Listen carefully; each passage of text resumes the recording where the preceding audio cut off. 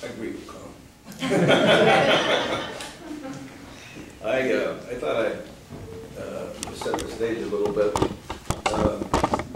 I began working for the state in 1961 as a counselor in alcoholism for what was known then as, excuse me, the Alcoholic Rehabilitation Board, and I was stationed in Springfield, and I remember a phone call I got shortly after I got there. It was a winter day, and his gravelly voice said,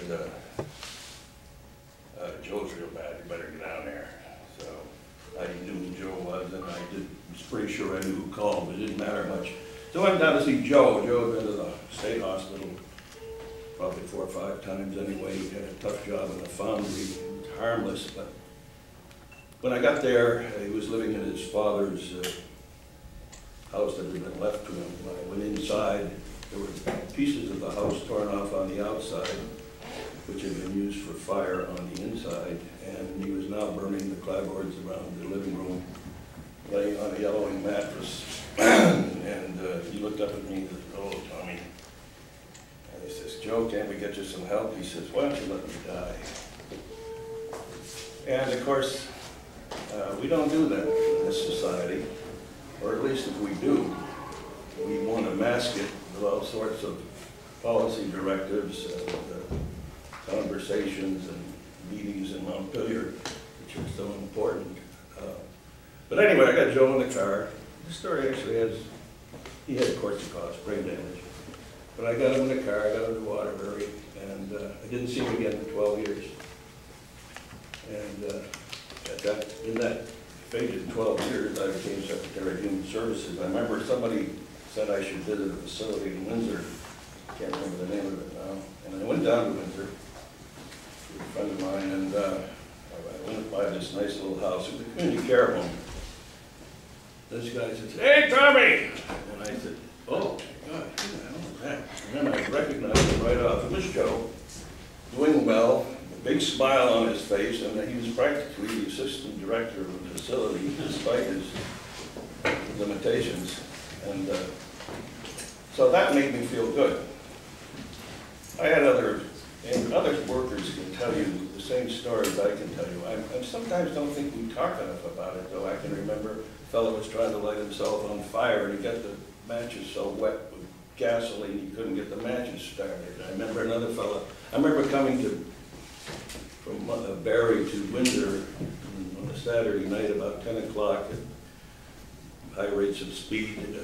One fellow who I really liked had a gun, and had his wife and 3 children frightened. I don't know that he was ever going to hurt them, but he was definitely a possibility for hurting himself. And I got up there and I talked to Bobby. Everybody became Bobby or Joe, or the ones I worked with anyway. And so we talked him down. But that story didn't have a happy ending. He died a year or 2 later of acute alcoholism.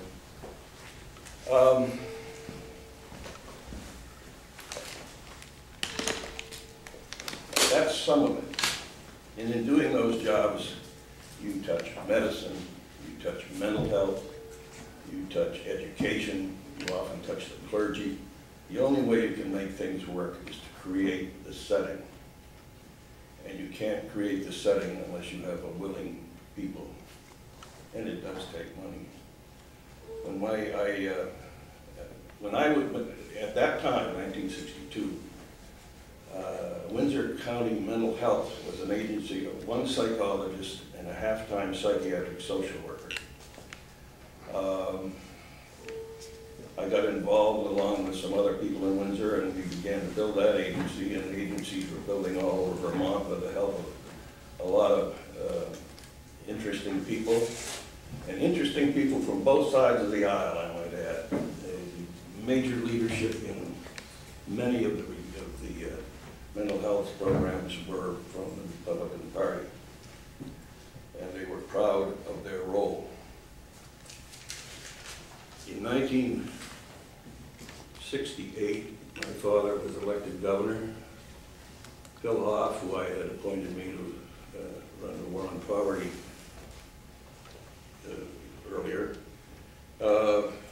was in the governor's office, and when they were talking, I remember my father came in and he hadn't run on the idea of installing a sales tax.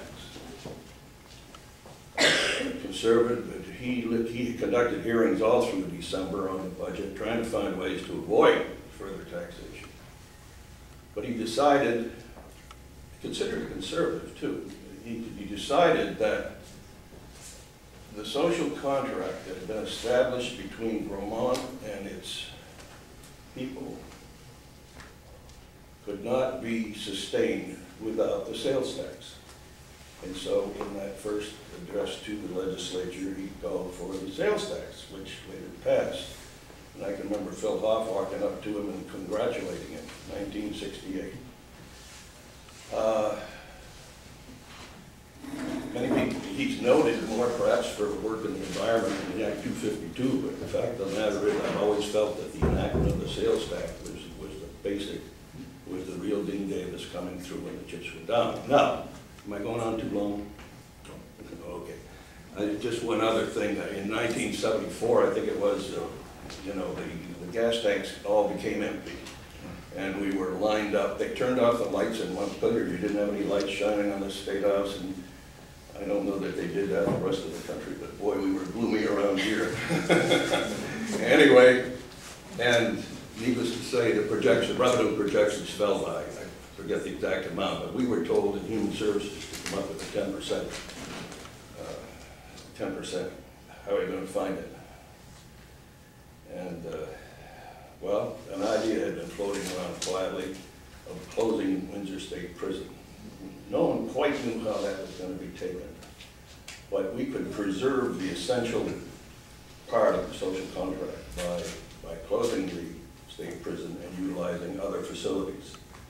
So the decision was made, and Con Hogan was just a lesser figure in corrections in those days. But it had a lot to do with making it happen, and we did it. The point here being, you don't make decisions about a contract you have with the people without giving people a shot at it. I mean, if you want to change and be more like Haiti than Vermont, so be it. But you don't change those things without letting the people look at it. This misguided process we are in, and that's the kindest word I could say for it, should be reversed, in my opinion. But anyway, enough for me. I got thousands